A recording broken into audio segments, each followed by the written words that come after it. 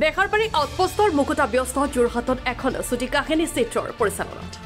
গৌৰাংগ কাশ্যপৰ কাহিনীৰে পূৰ্ণগতিত চিত্ৰগ্ৰহণ পাগলৰ জনপ্ৰিয় ধাৰাবাহিক বেহাৰবাৰী আউটপোষ্টৰ মুকুতা চৰিত্ৰত অভিনয়েৰে দৰ্শকক মনোৰঞ্জনৰ খোৰাক যোগোৱা অশ্বিনী কুমাৰ ডেকা সম্প্ৰতি ব্যস্ত হৈ পৰিছে এখন ছুটি কাহিনী চিত্ৰৰ কামত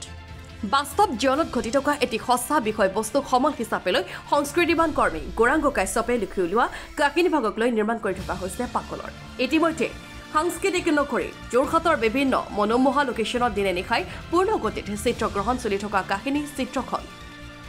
পৰিচালনা কৰিছে অশ্বিনী কুমাৰ ডেকাই সৰহসংখ্যক নৱাগত শিল্পীয়ে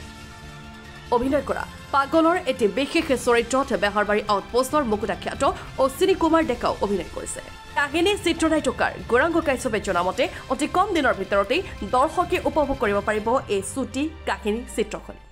মোৰখালো কিবা আলো মোক ঘনীয়ে গালি পাইলো কিবা কইলো কিন্তু ঘনীজনীলে কিন্তু মোৰ কোনো মৰম এটা আছে আৰু তাইক স্ক্ৰিপ্টত নামটো তাইৰ বেলেগ বুলি আছে মই তাইক আকৌ ডাইলগত কওঁ কেঁচা কলিজাজনী কিয়নো তেনেকুৱাকে কয় তেনেকুৱা মানে কি মই এটা কথা কম যে যিখন আচলতে মোৰ পৰিচালন বুলি নহয় এইখনত মই সামান্য অভিনয় কৰিবহে আহিছো গতিকে খুব সুন্দৰ কাহিনী আৰু নতুন আৰ্টিষ্ট সকলে খুব ধুনীয়াকৈ কাম কৰিছে আৰু এই সুযোগতে আপোনালোকক ধন্যবাদ জ্ঞাপন কৰিছো আপোনালোকৰ চেনেলৰ জৰিয়তে এই পাগল নামৰ ছুটি ছবিখনৰ যেটো আপোনালোক আহিছে আৰু ধুনীয়া কনসেপ্ট ধুনীয়া বা ইয়াতে যিজনে লিখিছে মোৰ ভাইটি হদ্দে তেওঁ খুব সুন্দৰ লিখনি কাহিনী খুব ধুনীয়া আৰু এক্টৰখিনি খুব ভাল যদিও অকণমান বুজাবলগীয়া হৈছে তথাপিতো বুজালে বুজি পায় মই সম্ভৱ এটা আশা কৰো যে সকলো জনে এই ছুটি ছবিখন আকোৱালি লয় আদৰি লয় আমি এনেকুৱাকে কাম কৰি থাকো মই এটা উদ্দেশ্য যে যিখিনি বৰ্তমান নৱাগত অভিনেতা অভিনেত্ৰী আমাৰ মাজত আহিছে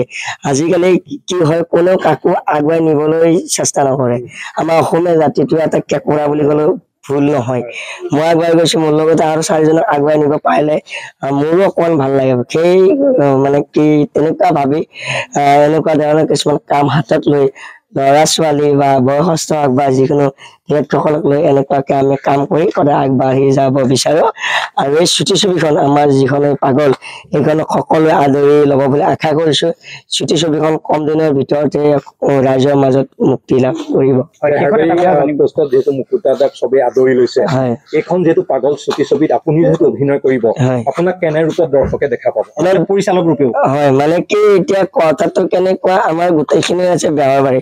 আজি আমাৰ বেহাৰবাৰীৰ পৰা আজি মই 2013 চনত আহিছিলো যথেষ্ট শিকিব পাৰিছো আৰু বেহাৰবাৰীৰ পৰা শিকি আজি ইমানখিনি পাইছোহি গতিকে তাত যেনেকুৱা এটা ৰূপত পাব ইয়াতে এটা ব্যতিক্ৰমী ৰূপত পাব আৰু মানুহে মই অলপ দিন আগতে ইনষ্টাগ্ৰামত এটা ভিডিঅ' বনাইছিলো আগত এটা গান আছিলে আমি দুই এদিন যেনে ঘৰ সাজিলে কোনোবা ঘৰ সাজিলে কোনোবা ঘৰ সাজি আছে কোনোবা ঘৰ ভাঙিলেও আৰু মই এতিয়ালৈকে ঘৰ সাজোতো বাদ দিয়ক বাৰান্দা ফুটা এটা পুতিব পৰা নাই গতিকে আৰু এইখনত মোৰ কিন্তু বিয়া পতা মোৰ এগৰাকী মানে কেও ৱাইফো আছে এটা সম্পূৰ্ণ ব্যতিক্ৰমী ৰূপত পাব